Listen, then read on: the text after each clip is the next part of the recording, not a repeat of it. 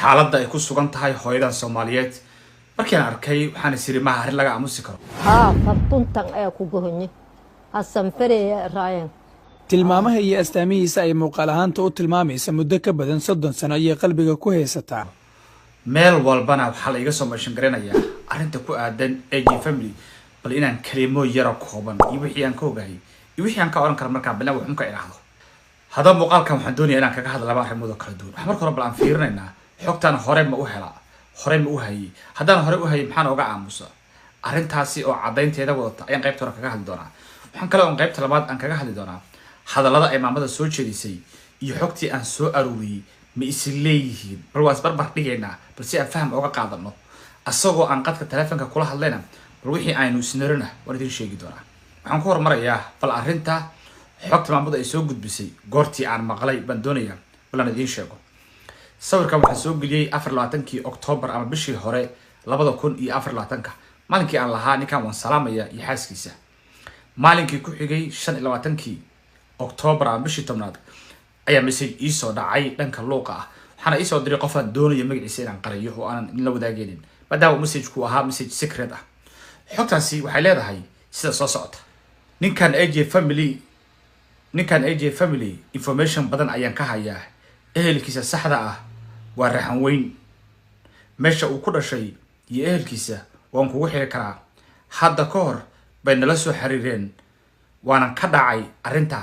message-ka waxaa la soo diray 25kii October 10:27 daqiiqo oo subaxnimadii ah ayaa la ii soo diray message-kii markii aan furay oo arkaysaan sababta aanu calaamadeynaydo arkaysaan waxay tahay inaad fahantaan inaysan waxaanu ahayn wax fake ah oo Photoshop la sameeyay laakiin chatting aan idin duubayo inuu yahay ayaan ugu talagalay qofkii waxaan ku yiri soo dhawow ii sheeg maxaad xog u haysaa baan ku yiri qofkii wuxuu igu yiri hadda ka hor ayay nala soo xiriireen dad ehelkiisa ah gabar walaashiisa iyo hooyadiis baa jooga xataa asaga way la hadleen una ka ballan qaaday hadda ka hor inuu la hadlayo walaashii balantiina wuu uga baxaa wiilka uu kaaga hiiliyay isku reer ayay yihiin buu leeyahay wiilka uu sheegay marka waa Cabdi Iftiin ama Soomaali Cowboy inay isku jifa yihiin ayuu sheegayaa qofkaanu ninkaanu sida aan u fahamay waa reerkii majeerteen wiilkan soo korsaday weeye cida message-kan ii soo diraysa waa maxay sababtan oo gaabsaday message-kan arrintaanu lama xiriirto waxyaalihi anigu aan baaritaanada ku sameynayay anigu waxaan ka waramayay arrimaha diinta duulaanka ku ah kooxaha mataqaanaa gaalada faafinaya iyo diinta dhaqan xumada ummadan duulaan ku ah laakiin arrimo DNA family kala lumay arrimo aan xal u hayo haddana xal uma hayo markii horena xal uma haynin waxaan arkay markaan istusay inaysan ahayn wax arrintan aniga qusaysa laakiin maadaama maanta ay public noqotay hooyadii ay hadlayso ummadda aragtida leh ee hadlaysa baan ka mid ahay aragtida umar ila wadaagaya qodobka labaadna waxaan ku fiirinayaa hadaladii maamadu ay sheegtay iyo xogii aan soo aruuriyay misleeyihiin dhowr meel baan rabaa idana inaan idinka tuso markii ugu horreysay maamadu waxay sheegtay wiilkan markii uu ka lumayay inuu 9 sano jiray meeqa sano jiray markii ugu dambeysay 9 jirahay markii aad fiiriso information-kan hay ama public information-kiisa dalka Mareykanka u diiwaan gashan anigu aan gacanta ku hayo oo public cid walba ay heli karto ayaa waxay sheegaysaa ninkan inuu dhashay 1981 iyo 1991kii markii la kala jaro waxaad arkaysaa marka waxa soo baxaya waa 9 sano iyo bilo da'dii marka maamadu ay sheegtay iyo da'da dalka Mareykanka u diiwaan gashan way isleeyihiin waa qodobka ugu horeeyo muujinaya in hadalka maamadu ay wax badan ka jiraan qodobka labaad waa arrinta farta ah oo maamadu ay sheegtay farta go'aan maamadu waxay tiri wiilkan qixi ka hor ayuu ka go'a ama qixi bay tiri asaguna afkiisa wuxuu ka qirtay inuu qixi ay ka go'day ma kaaga raxay farteeda hortaniyo qixi ay go'day markii soo qaxay qabtiisaan dhacday ay go'day arrintan waxay muujinaysaa xogtaana inay is leedahay waayo hadduu wiil kala yahay maxaa 1995 farta ooga ay weyday waxay 2000 ooga ay weyday waxay 2005 ooga ay weyday 2010 maxay ooga ay weyday sanadaha kale maxaa isku soo beegay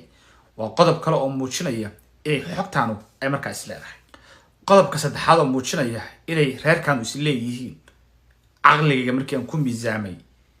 maxaa isku ekaysiiyay maamada iyo asaga iyo gabadha uu abtiga u yahay why maxaa indhahooda iyo wejigooda isku ekaysiiyey miya aniga ii ekaato wejiga yarka kuusan bucbuca ma yeelata why iyaga isku ekaysiiyey why cabdullaahi daawanaya ama faaduma daawanaysa qofka daawanaya bay u ekaato why iyaga isku ekaysiiyey biological DNA-gu cid walba iskuma ekaysiiyo dadka isdhalay baa isku ekaada aniga hadda walaalkay baa ii eg aabahay baa ii eg hooyaday baa ii eg yes laakiin qof kale ima ekaan karayo taana waa qodob kale qodobka afraad reerka majeerteenka ah wiilkan soo korsaday way cidda xogta ii soo gudbinaysa ii sheegtay inuu rabay inuu ka dhumanayo ciddooda ayagii baa sheegaya arkaysaa waa reerka hadda uu sheeganayo waxaa kaloo arkaysaan ilaa hadda maana arag AJ family qof walaalkiisa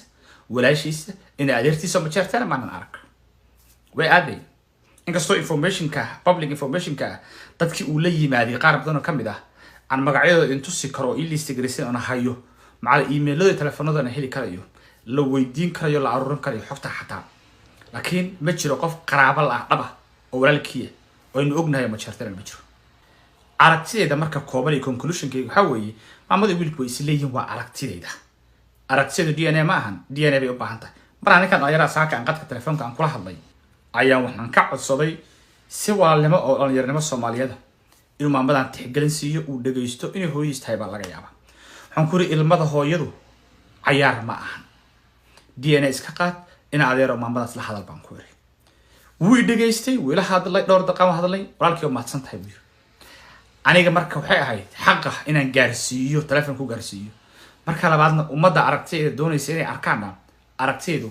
waa intaa xogaha aan hayan intaan ka soo gudbin karana waa intaa aad baan salaamaya meel walba joogtaan isla boodi maqlaysan